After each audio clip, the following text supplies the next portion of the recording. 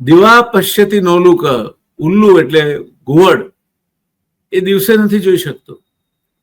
કાકો નક્તમ ન પશ્યતિ, રાત્રે કાગડો જોઈ નથી શકતો. અપૂર્વ કોપી કામાંદો, કામ વાસનાથી અંધ થયેલ માણસ એવો અપૂર્વ છે જેનો કોઈ જોતો નથી. કેમ? તો દિવા નક્તમ ન પશ્યતિ, રાત દિવસનો ભેદે એને સમજણ નથી પડતો. એટલે કામદેવને આ અભિમાન હતું કે હું જેને મારું બાણ મારું એને તો તાણો કરી નાખો. ભગવાને એમનું ઠેકાણું પાડી દીધું. પણ શંકરને અહીં રહેવું પછી વધારે ઉચિત ના લાગ્યું, એટલે તો કૈલાસ પહોંચી ગયા.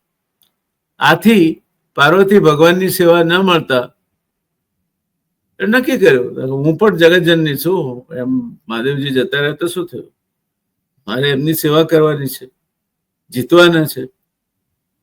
એટલે એમણે નક્કી કર્યું કે હું તપથી એમને પામીશ. એમના માતા મેનાએ એમને સમજાવે કે બેન, હજુ તો તું માંડ ઉગીને ઊભી થાય છે, ષોડશી કન્યા છે તું, અને આ તપની તારી ઉંમર નથી. આ ઉંમરે આકરા તપ તારાથી સહન પણ ન થાય, કરાય પણ નહીં, એટલે તું આ જવા દે. પણ પાર્વતીજી માન્યા નહીં, કારણ કે એમણે તો શિવને પામવાના હતા. હવે તપ ના કરે તો મળે નહીં શિવ.